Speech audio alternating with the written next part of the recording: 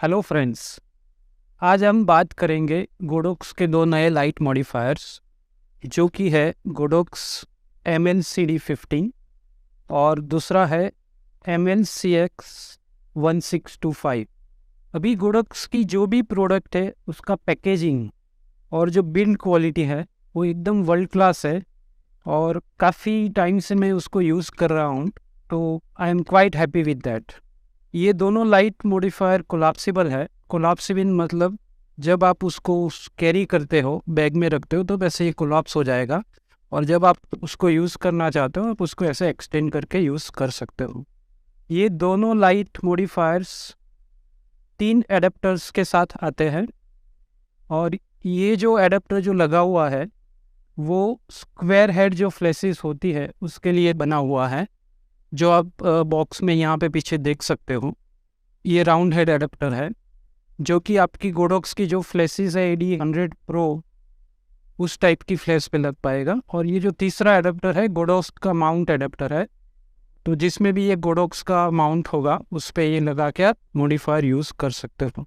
तो ये बहुत ही मल्टीपर्पज़ और वर्सेटाइल प्रोडक्ट है। कई फोटोग्राफर्स जो लाइट बाउंस करते हैं वो इसमें जो बिल्ट इन बाउंस कार्ड दिया हुआ है उसके द्वारा भी करते हैं, जिसमें भी लाइट ज़्यादातर फैल जाती है और बहुत ही कम लाइट इससे रिफ्लेक्ट होकर सब्जेक्ट पे जाती है।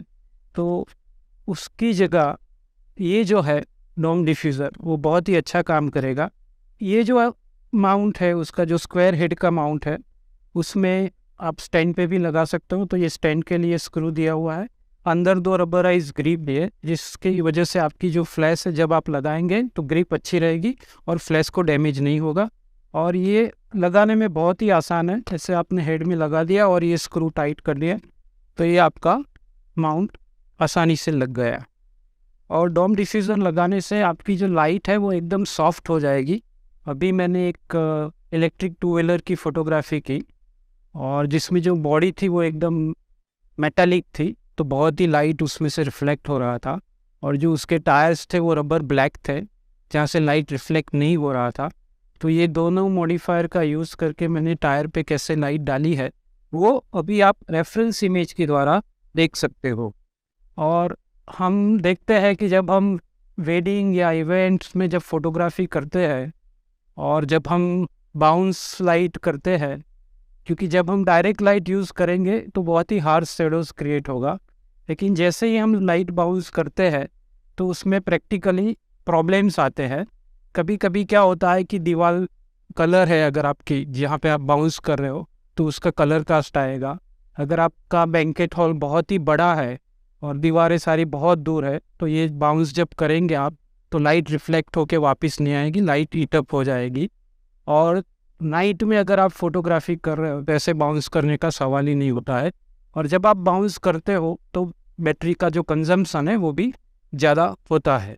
और जब आप ऐसे हॉरिजॉन्टल फ़ोटो खींच रहे हो और आपने बाउंस ऊपर किया है पीछे तो ठीक है, बट जैसे ही आप वर्टिकल करते हो फोटोग्राफ, और इवेंट में ये बार बार होता है कि हमें पता नहीं होता है कि हॉरिजॉन्टल फ्रेम लेनी है या वर्टिकल फ्रेम लेनी है, तो ये जो बाउंस हेड है आपको हर बार ऐसे टिल्ट अप करना पड़ता है, तब जाके ये आपका करेक्ट आएगा। तो ये बार बार करने में इवेंट में और वेडिंग्स में दिक्कत आती है। तो उसका जो सॉल्यूशन गोडोक्स ने निकाला है ये कोलैप्सिबल लाइट मॉडिफायर है। मैं आपको कुछ बताऊंगा कि जिसकी वजह से अगर आपको ज़्यादा लाइट सॉफ्ट करनी है तो कैसे कर सकते हैं। तो सबसे पहले जो उसका हमारा जो वाइड एंगल वाला ये जो पैनल है उसको हम यहाँ पे ऑन कर देंगे, बाउंस कार्ड वापस अंदर डाल देंगे, जिसकी वजह से डिफ्यूज़र के अंदर लाइट ज़्यादा स्प्रेड होगी। ये सेटिंग से आपको सॉफ्टेस्ट पॉसिबल लाइट मिल सकती है, पर इसमें फ्लैश की रीच कम हो जाएगी और बैटरी ज़्यादा कंज्यूम होगी।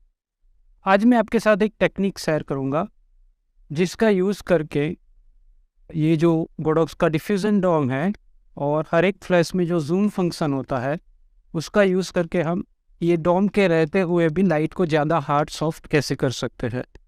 तो आप जैसे देख पा रहे हो अभी ये जूम पे है, मेरा लेंस 24 mm पे है, तो यहाँ पे आपको फ्लैश जो है 24 mm के हिसाब से एडजस्ट की है, जिसकी वजह से उसका जो लाइट का स्प्रेड है पूरा 24 mm के फील्ड को कवर करे। बट जैसे ही मैं ये जूम करूँगा तो आप देख पाएंगे कि जैसे जैसे मैं ये जूम इन करता हूँ फोकल लेंथ उसकी बढ़ती जाती है, और ये लेंस जैसे ही मैंने 70 mm पे रख दिया तो ये 70 mm पे आ गया। इसकी वजह से क्या होगा कि इसका जो लाइट का स्प्रेड है वो 70 mm के लिए एडजस्ट हो जाएगा और आपको थोड़ा आउटपुट ज़्यादा मिलेगा। और अगर आप दूर से फोटोग्राफी कर रहे हो तो लाइट का रीच भी बढ़ जाएगा। इसी टेक्निक का यूज़ करके हम लाइट को ज़्यादा सॉफ्ट और थोड़ा हार्श करना है आपको तो डोम के रहते हुए आप कर सकते हो। अगर मुझे ज़्यादा लाइट सॉफ्ट चाहिए तो मैं उसको जूम का बटन दबाऊंगा पहले। अभी ये ऑटो जूम पे है, उसकी जगह मैं उसको मैनुअल जूम पे ले लूँगा, और जैसे ही मैं ये करता हूँ ये 24 mm पे आ गया। तो अगर मुझे एकदम लाइट सॉफ्ट चाहिए तो मैं उसको मैनुअल जूम पे 24 mm पे रखूँगा, और अगर मुझे लाइट सॉफ्ट नहीं करनी है ज़्यादा और उसका रीच मुझे बढ़ाना है तो ये मैनुअल जूम पे मैं 200 mm पे रख दूँगा, जिसकी वजह से लाइट थोड़ी हार्श हो जाएगी और उसका रीच भी बढ़ जाएगा। तो ये टेक्निक का उपयोग करके डॉम के रहते हुए भी आप लाइट को थोड़ा ज़्यादा सॉफ्ट या ज़्यादा हार्श कर सकते हो। अभी हम देखेंगे गोडोक्स का ये जो सॉफ्ट बॉक्स है कोलैप्सिबल, उसको हम कितनी आसानी से स्टैंड पे लगा सकते हैं, और उसका यूज़ करके हम कुछ प्रैक्टिकल फोटोग्राफी भी करेंगे। ये मेरा स्टैंड है, इसके अंदर ये स्टैंड के लिए थ्रेड्स ऑलरेडी दिए हुए हैं, और इसके ऊपर ये माउंट करने के लिए स्टैंड को मैंने खोल दिया और उसका ये जो रोड है मैं घुमा के उसको फिक्स कर देता हूँ। तो ये मेरा माउंट हो गया सॉफ्ट बॉक्स स्टैंड के ऊपर, और अभी इसके अंदर हम फ्लैश लगाएंगे जो कि गोडोक्स की TT685 निकॉन है एन, और ये फ्लैश मैंने इसके अंदर लगा दी। आप देख सकते हो ये कितना आसान है। और अभी हम इसका यूज़ करके कुछ पोर्ट्रेट फोटोग्राफ्स खींचेंगे जिसमें मॉडल रहेगी मेगा। अभी हम प्रैक्टिकल फोटोग्राफी करेंगे। सबसे पहले मैं फ्लैश को TTL मोड पे रख के एपर्चर में 5.6 रख रहा हूँ, और एक डायरेक्ट लाइट से हम फ़ोटो ले रहे हैं जो हम देखेंगे कि उसका शेडो कैसा आता है। और इसमें आप देख सकते हो कि बैकग्राउंड में एकदम ही हार्ड शेडो आ रहे हैं और उसकी जो स्किन है उसमें बहुत शाइन कर रहा है।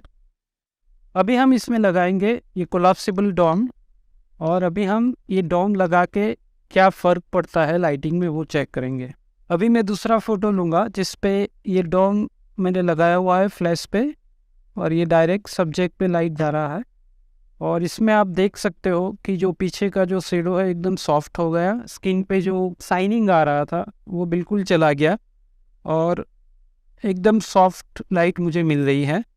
और अभी हम ट्राई करेंगे ये जो मेरा अभी 200 mm पे है जूम फ्लैश का, उसको मैं 24 mm रख के ट्राई और करूँगा और हम देखते हैं उससे क्या फ़र्क पड़ता है।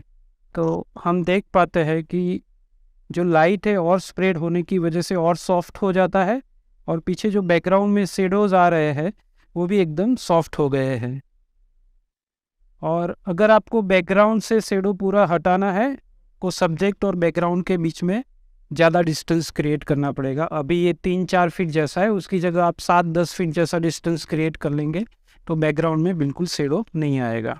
अब हम गोडोक्स की TTL फ्लैश 2 यूज़ करके एक फ्रंट लाइट और एक हेयर लाइट या तो बैक लाइट, जिसकी वजह से फेस में भी कट लाइट मिलेगी और बैकग्राउंड में जो शेडो है वो भी रिमूव हो जाएगा।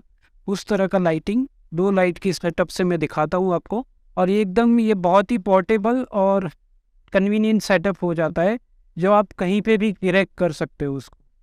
अभी कैमरा पे जो लाइट है मेरी उसको मैंने मास्टर कर दिया है, और दूसरी जो लाइट है मेरी उसमें वो मैंने सॉफ्ट बॉक्स लगा दिया है और वो स्लेव मोड पे है, और उसको मैंने मैनुअल पे 1/8 पे रखा हुआ है।